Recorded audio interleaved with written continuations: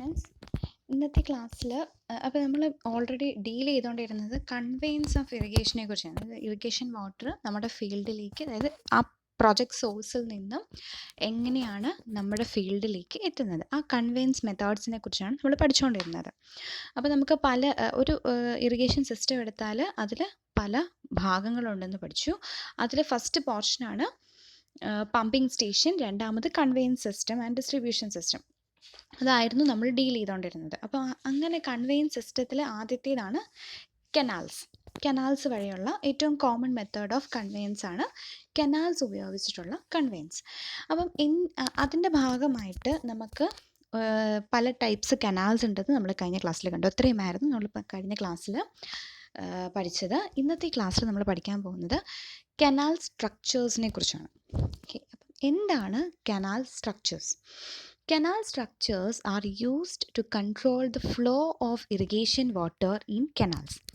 കനാൽസിലൂടെയുള്ള വാട്ടറിൻ്റെ ഫ്ലോയെ കൺട്രോൾ ചെയ്യാൻ ഉപയോഗിക്കുന്ന സ്ട്രക്ചേഴ്സിനെയാണ് നമ്മൾ കനാൽ സ്ട്രക്ചേഴ്സ് എന്ന് പറയുന്നത്. They help to regulate the flow and deliver the correct amount of water to the different branches of the system and onward to the irrigated fields. ഇപ്പോൾ അവരെന്താ ചെയ്യുന്നത്?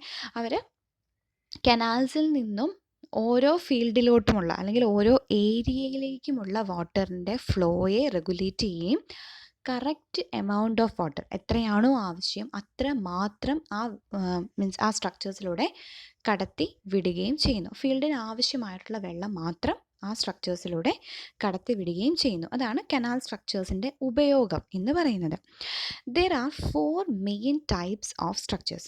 4 തരത്തിലാണുള്ളത്. First, erosion control structures, distribution control structures, crossing structures and the water measurement structures. ഇങ്ങനെ 4 type സ്ട്രക്ചേഴ്സാണ് canal സ്ട്രക്ചറിൽ ഉള്ളത്. അപ്പോൾ canal structure എന്താണ്? It is use to control the flow of irrigation water. Irrigation വാട്ടറിൻ്റെ കനാൽസിലൂടെയുള്ള ഫ്ലോയെ കൺട്രോൾ ചെയ്യാനുള്ള സ്ട്രക്ചേഴ്സാണ് കനാൽ സ്ട്രക്ചേഴ്സ് എന്ന് പറയുന്നത്. അവർ ഒന്ന് ഫ്ലോ റെഗുലേറ്റ് ചെയ്യും, അതുകൂടാതെ കറക്റ്റ് എമൗണ്ട് ഓഫ് വാട്ടർ ഒരു ഫീൽഡിലേക്ക്, ആ ഫീൽഡിന് ആവശ്യമായിട്ടുള്ള വെള്ളം മാത്രം ആ ഫീൽഡിലേക്ക് കടത്തി വിടുകയും ചെയ്യുന്നു. അപ്പോൾ 4 തരത്തിലുണ്ട്. ആദ്യത്തേതാണ് ഇറോഷൻ കൺട്രോൾ സ്ട്രക്ചേഴ്സ്. അപ്പോൾ കനാലിനുള്ളിൽ ഇറോഷൻ ഉണ്ടാവും. അപ്പോൾ എന്താണ് കനാൽ ഇറോഷൻ എന്നറിഞ്ഞാൽ മാത്രമേ എന്തിനെയാണ് നമ്മൾ കൺട്രോൾ ചെയ്യേണ്ടതെന്ന് നമുക്ക് പറയാൻ പറ്റൂ, അല്ലേ? അപ്പോൾ കനാൽ ഇറോഷൻ എന്ന് പറഞ്ഞാൽ the canal bottom slope canal erosion, കനാലിൻ്റെ ഉള്ളിൽ നടക്കുന്ന ഇറോഷനെയാണ് നമ്മൾ കനാൽ ഇറോഷൻ എന്ന് പറയുന്നത്. അത് പല ടൈപ്പ് ഉണ്ടാവും. കനാലിൻ്റെ അടിയിലുള്ള വെള്ളം മണ്ണൊലിപ്പുണ്ടാവും, ആ ടോപ്പ് സോയിൽ ഒഴുക്കിക്കൊണ്ടുപോകും. അല്ലെങ്കിൽ കനാലിൻ്റെ സൈഡ് ബൺസ് നമ്മൾ കെട്ടി നന്നായിട്ട് വെച്ചിട്ടില്ല എന്നുണ്ടെങ്കിൽ സൈഡിൽ നിന്നുമുള്ള മണ്ണും ഒലിച്ചു പോകും. എന്ന് പറഞ്ഞാൽ ഈ canal bottom slope and water velocity are closely related. Canal ബോട്ടത്തിൻ്റെ സ്ലോപ്പും ആ വാട്ടറിൻ്റെ വെലോസിറ്റി, ഇപ്പം ബോട്ടത്തിൻ്റെ സ്ലോപ്പും വാട്ടർ വെലോസിറ്റി ക്ലോസ്ലി റിലേറ്റഡ് ആണ്. എങ്ങനെയാണ് റിലേറ്റ് ചെയ്തിരിക്കുന്നത്? നമുക്കൊരു എക്സാമ്പിൾ വഴി നോക്കാം. A cardboard sheet is lifted on one side 2 cm from the ground and a small ball is placed at the edge of the lifted side of the sheet. നമ്മളൊരു cardboard sheet എടുത്തു, അതിൻ്റെ ഒരു side ഒരു 2 centimetre ഇങ്ങനെ പൊക്കി വെച്ചു. എന്നിട്ട് ആ മുകളിലേക്ക് ആക്കിയ ആ സൈഡിൽ എഡ്ജിൽ നമ്മൾ ഒരു ചെറിയ ബോൾ വെച്ചു. It starts rolling downwards following the slope direction. നമുക്കറിയാം, ആ എഡ്ജിൽ വെച്ച് കഴിഞ്ഞാൽ ആ ബോൾ താഴോട്ട് ഉരുണ്ടുപോരും. The sheet edge is now lifted 5 cm from the ground. നമ്മൾ കുറച്ചും കൂടി പൊക്കി വെച്ചു, എന്നിട്ട് സ്റ്റീപ്പ് സ്ലോപ്പ് കൊടുത്തു, creating a steeper slope. The same ball placed on the top edge of the sheet rolls downward, but this time much faster. So steeper the slope, higher the velocity of the ball.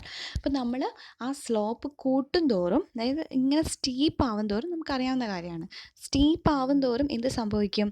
ആ ഒഴുകുന്ന എന്താണോ അവിടെ വെച്ചിരിക്കുന്നത് ആ ഒബ്ജക്റ്റിൻ്റെ velocity കൂടും. ഇപ്പം നമ്മളൊരു നല്ല കയറ്റത്തിൻ്റെ മുകളിൽ കൊണ്ടുപോയി വണ്ടി നിർത്തിയിട്ട് വണ്ടി ഓൺ ചെയ്ത് വിട്ടാൽ നല്ല സ്പീഡിലായിരിക്കും താഴോട്ട് വരുന്നത് അല്ലേ. എന്നാൽ ഒരു ചെറിയ ചെറിയ ഇറക്കമൊക്കെ ആണെന്നുണ്ടെങ്കിൽ അതിനനുസരിച്ചുള്ള സ്പീഡേ ഉണ്ടാവുള്ളൂ. ഓക്കെ, അപ്പം സ്ലോപ്പിൻ്റെ ആ സ്ലോപ്പും വെലോസിറ്റിയും തമ്മിൽ ക്ലോസ് റിലേഷൻ ഉണ്ട്. ഇപ്പോൾ സ്ലോപ്പ് കൂടുന്നതനുസരിച്ച് വെലോസിറ്റിയും കൂടും. The water pour on the edge of the sheet reacts exactly the same way as the ball. വെള്ളമാണെങ്കിലും അങ്ങനെ തന്നെ ചെയ്യും. It flows downward and steeper the slope, higher the velocity of the flow.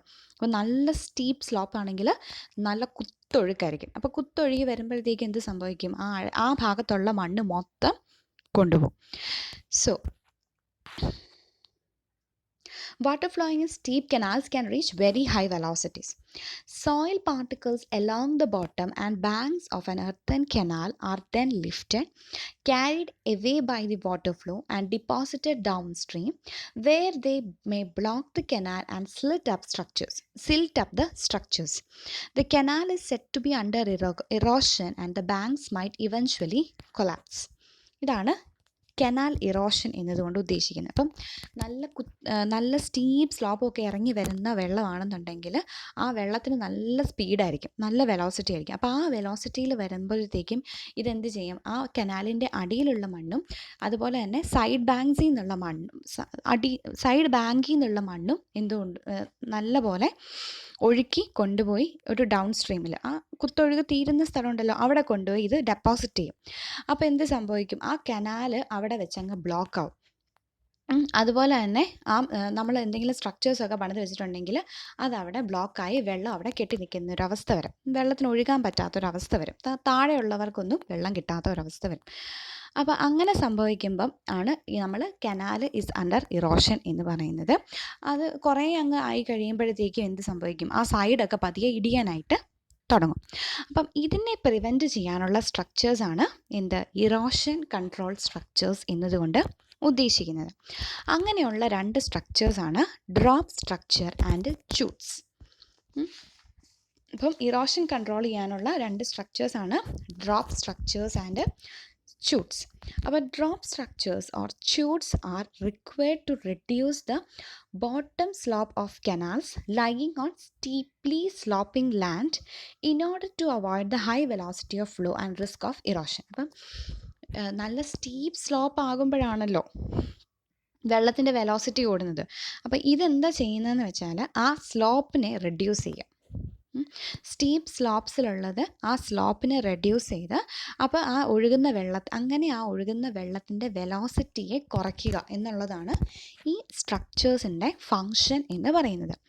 These structures permit the canal to be constructed as a series of relatively flat sections each at a different elevation. നമ്മൾ ആ നല്ല steep slope ആണെന്നുണ്ടെങ്കിൽ അതിനെ പല sections ആയിട്ട് തിരിച്ചിട്ട് അതിനെ level lands ആയിട്ട് ഡിവൈഡ് ചെയ്യും.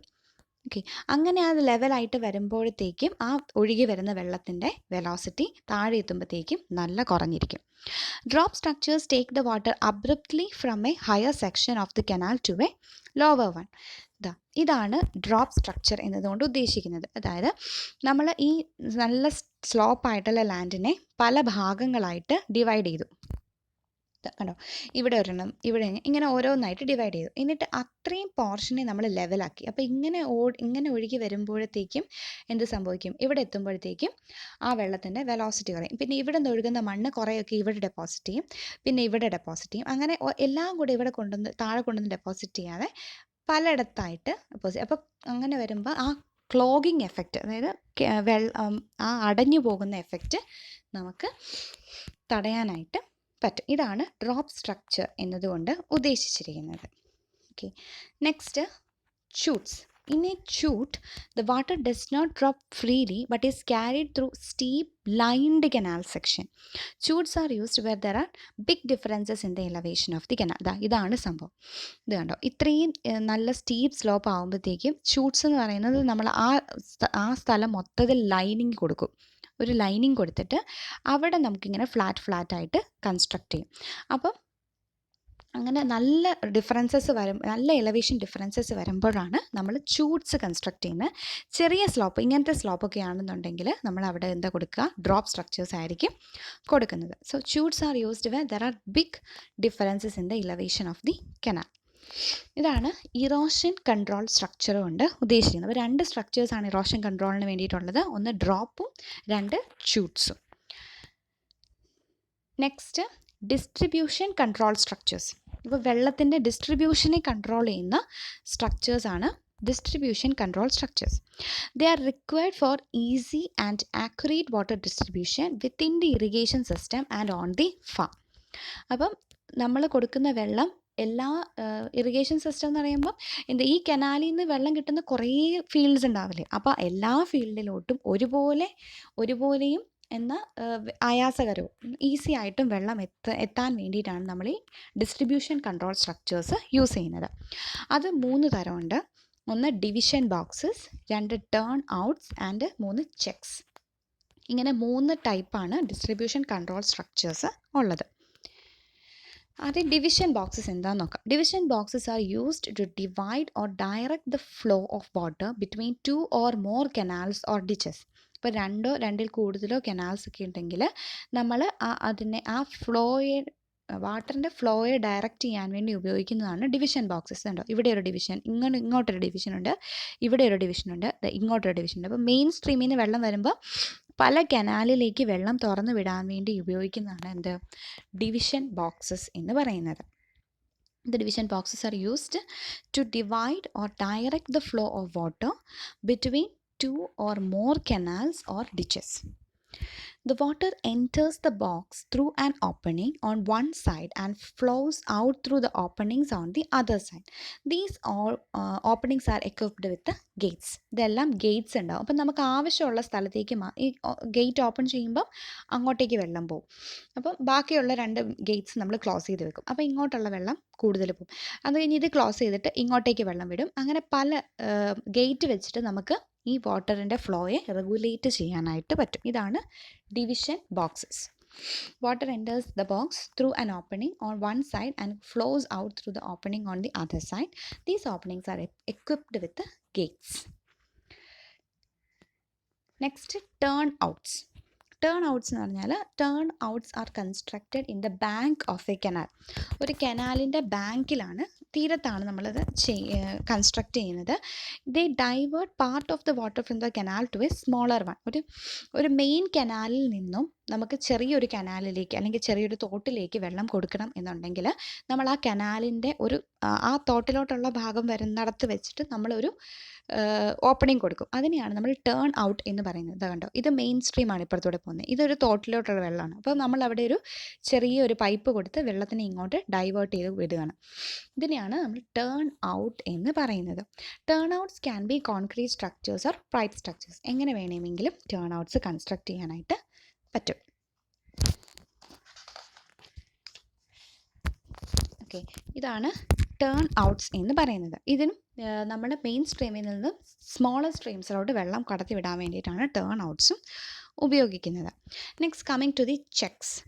അപ്പം to divert water from the field ditch to the field, it is often necessary to raise the water level in the ditch.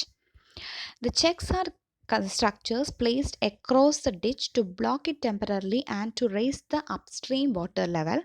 Checks can be permanent structures or portable. ഈ കാണുന്ന സാധനമാണ് check എന്ന് പറയുന്നത്.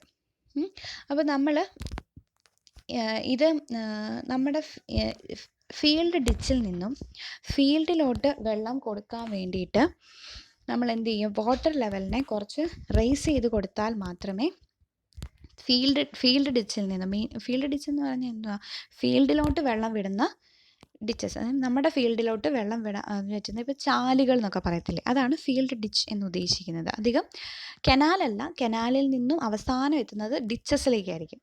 Main കനാൽസിൽ നിന്ന് അവസാനം നമ്മുടെ ഫീൽഡിൻ്റെ ഡിച്ചസിലേക്ക് എത്തും. അപ്പോൾ ഫീൽഡ് ഡിച്ചസിൽ നിന്ന് നമ്മുടെ ഫീൽഡിലോട്ട് വെള്ളം കൊടുക്കണമെന്നുണ്ടെങ്കിൽ നമ്മൾ ആ വാട്ടർ ലെവൽ, ഡിച്ചസിലുള്ള വാട്ടർ ലെവൽ കൂട്ടണം. എന്നാൽ മാത്രമേ നമ്മുടെ ഫീൽഡിലോട്ട് വെള്ളം കയറുള്ളൂ, അല്ലേ? ഇങ്ങോട്ടേക്ക് വെള്ളം കയറണമെന്നുണ്ടെങ്കിൽ ഇവിടെയുള്ള വെള്ളത്തിൻ്റെ ലെവൽ ഇൻക്രീസ് ചെയ്യണം. അപ്പോൾ അങ്ങനെ വരുമ്പോഴത്തേക്കുമാണ് നമ്മൾ ചെക്സ് യൂസ് ചെയ്യുന്നത്. അപ്പോൾ നമ്മൾ ചെക്സ് എന്ന് പറയുന്നത് ഫീൽഡിന് ഡിച്ചസിന് എക്രോസ് ആയിട്ട് ക്രിയേറ്റ് ചെയ്യും. എന്നിട്ട് ഈ ഗേറ്റ് വെച്ചിട്ട് അതിനെ ക്ലോസ് ചെയ്ത് കഴിയുമ്പോഴത്തേക്കും ഇവിടെയുള്ള വെള്ളത്തിൻ്റെ അളവ് കൂടും അല്ലേ, എന്നിട്ട് ഇതിൻ്റെ മണ്ടയിൽ കൂടെ വെള്ളം കയറി ഒഴുകും. അപ്പോൾ അങ്ങനെ വരുമ്പോഴാണ് അപ്സ്ട്രീം വാട്ടർ ലെവൽ. അപ്പോൾ അങ്ങനെ വന്നിട്ടാണ് നമ്മുടെ ഫീൽഡിലേക്ക് വെള്ളം നമുക്ക് കൂടുതലായിട്ട് കൊടുക്കാനായിട്ട് പറ്റുന്നത്. അതിനു വേണ്ടി ഉപയോഗിക്കുന്നതാണ് ചെക്സ് എന്ന് പറയുന്നത്. സോ ഇത്രയുമാണ് ഡിസ്ട്രിബ്യൂഷൻ കൺട്രോൾ സ്ട്രക്ചർ എന്ന് പറയുന്നത്. ഓക്കെ, അപ്പം ഇന്നത്തെ ക്ലാസ്സിൽ നമ്മൾ 2 സ്ട്രക്ചേഴ്സേ പഠിക്കുന്നുള്ളൂ. ആദ്യത്തേത് ഇറോഷൻ കൺട്രോൾ സ്ട്രക്ചേഴ്സ്. അപ്പം ഇറോഷൻ എന്താണെന്ന് കനാലിൽ നടക്കുന്ന ഇറോഷൻ എന്താണെന്ന് മനസ്സിലാക്കുക. അത് കഴിഞ്ഞിട്ട് അതിനെ കൺട്രോൾ ചെയ്യാൻ വേണ്ടി നമുക്ക് 2 സ്ട്രക്ചേഴ്സ് ഉണ്ട്. ഒന്ന് ഡ്രോപ്പും 2 ഷൂട്ട്സും. പിന്നെ ഉള്ളത് ഡിസ്ട്രിബ്യൂഷൻ കൺട്രോൾ സ്ട്രക്ചേഴ്സാണ്. അതായത് കനാലിൽ നിന്നുള്ള വെള്ളം ഈക്വലായിട്ടും ആക്യുറേറ്റ് ആയിട്ടും ഓരോ ഫീൽഡിലോട്ടും എത്തിക്കുന്ന സംവിധാനത്തെയാണ് നമ്മൾ ഡിസ്ട്രിബ്യൂഷൻ കൺട്രോൾ സിസ്റ്റം സ്ട്രക്ചേഴ്സ് എന്ന് പറയുന്നത്. അത് 3 തരമുണ്ട്. ഒന്ന് division boxes, 2 turn outs and 3 checks. അപ്പം ഇത്രയുമാണ് ഇന്നത്തെ ക്ലാസ്സിൽ നമ്മൾ ഡീൽ ചെയ്യുന്നത്. ബാക്കി 2 സ്ട്രക്ചേഴ്സ് നമ്മൾ നെക്സ്റ്റ് ക്ലാസ്സിൽ ഡീൽ ചെയ്യുന്നതായിരിക്കും. Thank you.